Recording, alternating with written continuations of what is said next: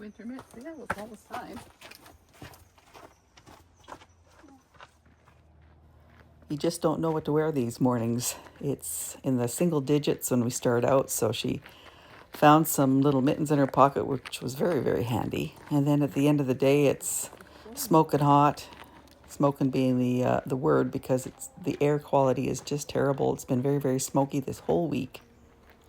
Now, life's messy, sometimes literally. Today we've got pipes, poop, and planning for the unplanned. If you've ever said, well, shit, this episode is for you. Sewer chaos, dog surprises, and thinking about the end game. Homestead life, family life, real life. Well, shit happens. Let's dive in.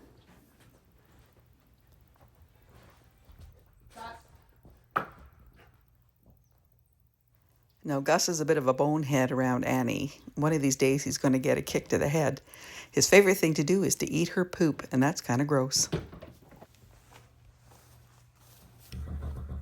Every day I come in here and get her some supplements. Basically, it's baby vitamins, prenatal vitamins, like what we did when we were carrying our kids. Well, she needs some good vitamins and proteins to go with her growing baby too, and that's what we do for her every day. Hi, girl.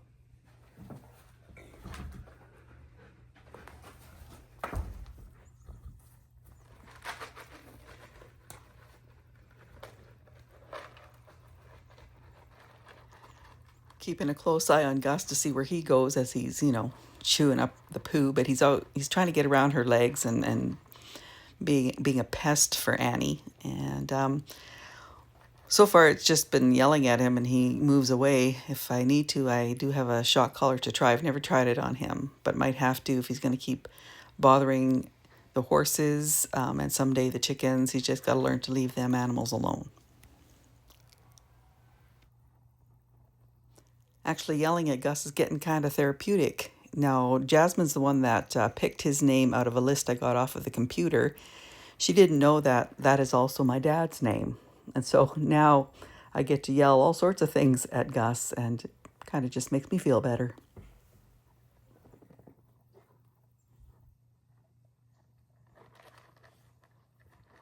No.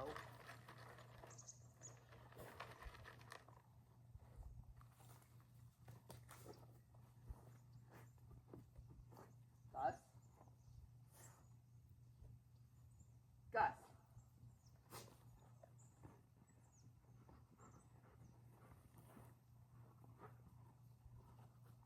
Good boy.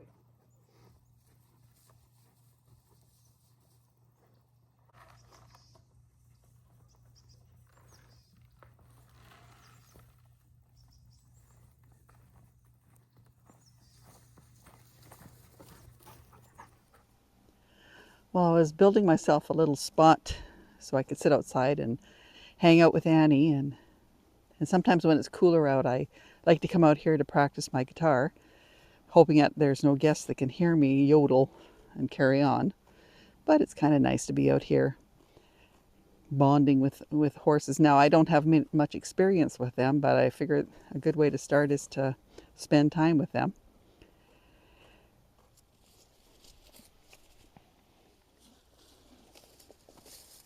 So you know when I'm talking that if you hear munching, it's not me, it's her.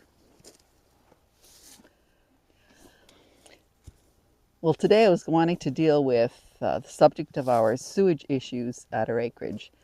Now, except for the fact that Owen managed to figure this out, this could have cost us a lot of money.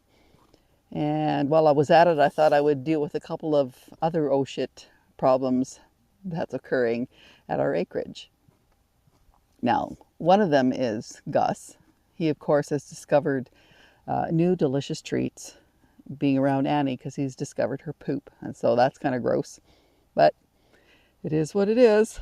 And the second is, of course, the sewage system. And I have been recording Owen fixing the issue. He's still going to continue working on it. He's putting in an enclosure around it to help with the freezing in the winter.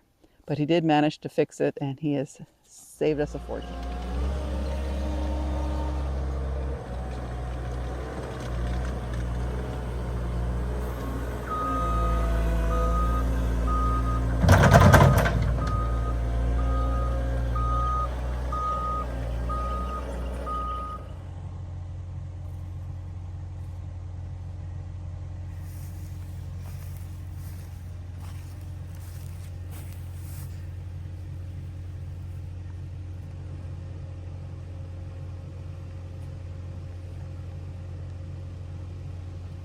So the septic system saga is coming towards the end. I got the discharge line repaired. It was broken about 7 feet down. So I repaired it, put a new white drainage line on, filled it up with expandable foam. That's just to keep water and dirt out of it. That's looked like what happened to the other one. Filled up with dirt, maybe shift it and sank down into the hole and kinked and bent the discharge line. Anyhow, I got that repaired. Got my hole mostly filled in now. I got a sand base around it. I'm going tomorrow, go to the co-op, buy some 2-inch underground rigid styrofoam, insulate it around it, build a box. Where the effluent comes out, I'm going to put gravel down and then built a shelter over it. One, to keep the horses, kids out of it. So eventually it'll drain into the backside of our forest, like it's been doing, I'm assuming, since this house was built in 1979. And yeah, we'll go from there. We'll see how things work. And yeah, I hope it's going to be a success. I will be trimming off the white discharge a little bit, putting a 90 on it so it doesn't protrude so high out of the ground. But that's a for later project.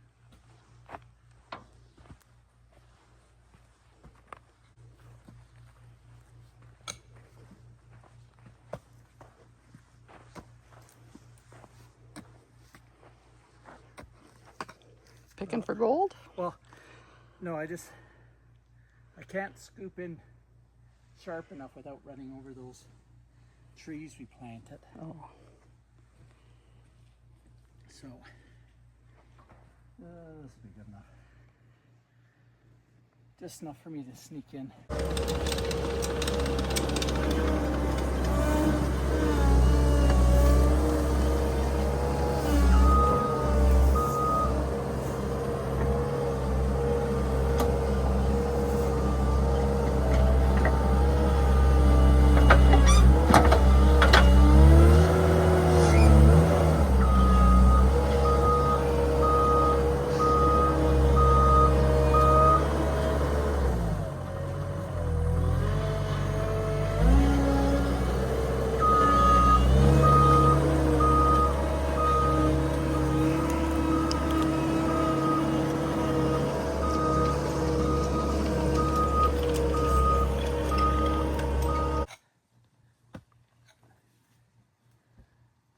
Look at that, a poop stone. We got to get our rock somewhere. And the third issue in that is, let me just get this book for you, and I'm going to cover up. Ugh. Yeah, I'm going to cover up the word that we shouldn't speak. And I'm going to show you other copy, and a different book that's on Amazon that you can get.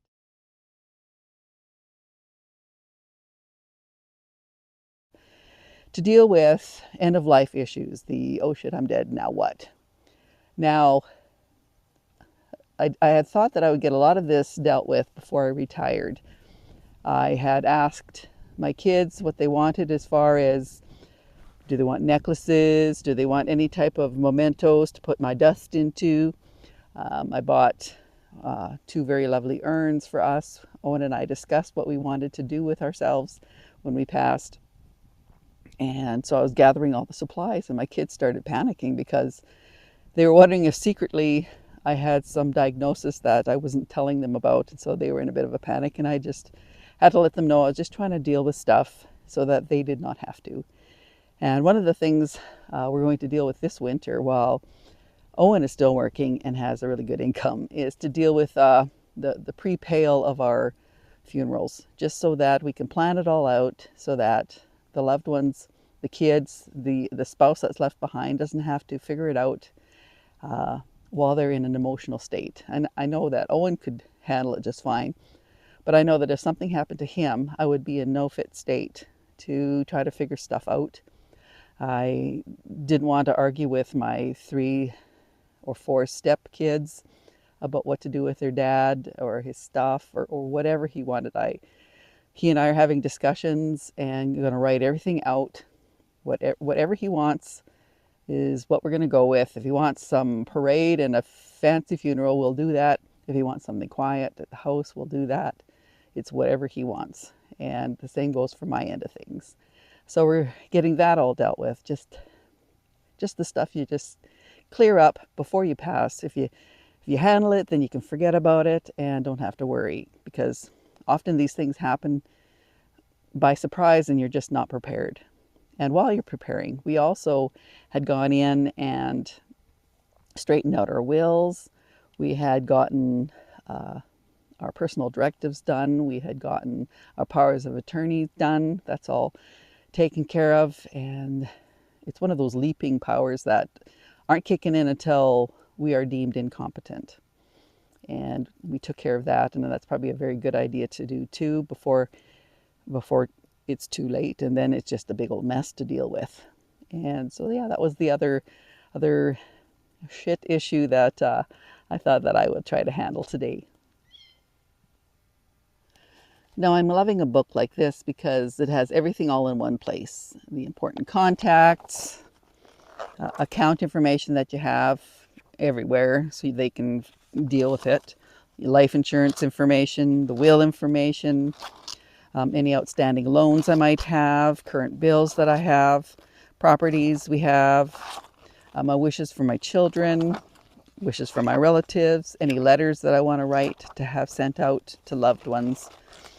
There's even a section called My Apologies, and that's probably a good one too. Now, in my world, there's a situation going to be coming up at some point in the future. For the longest time, for the last, 15 years, I was the agent on both my parents' personal directives. And through the ostracizing and the shunning and everything that happened with Dad almost passing away 2 years ago, they went to the lawyers and had me removed from being the agent on their personal directive and put my sister on it. Now, when they did it the first time, it kind of made sense because I was an RN. I knew my stuff. I worked in long-term care, which is all the things they'll be dealing with. But they decided, and so now it's my sister, and she'll have to figure that all out.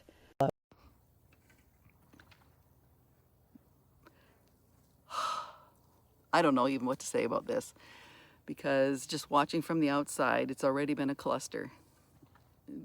Because they really don't know what they're doing. And the parents are becoming more and more ill, more or less able to take care of themselves. Dad's just hanging on by a thread. We keep thinking any day, any week, any month, who knows. And him being alive is keeping Mom safe in her world, because without him, she wouldn't have a clue what to do. She doesn't even know how to work a debit card to the bank. So if something happened to Dad, like almost did, they'd have to fly in and deal with everything. And that would be quite a stressful situation.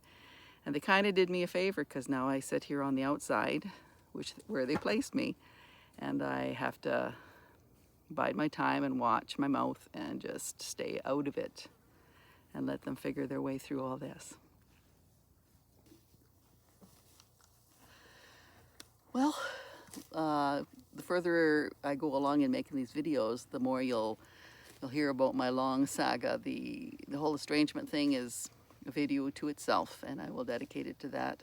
Probably dedicate a whole playlist to that, because I'm having to learn my way around what to do when you're on the outside in the family and not included, and how you heal from that. And it's been difficult. And now I'm out in the acreage at the age of 60, just healing my mind and healing my body and watching Annie eat.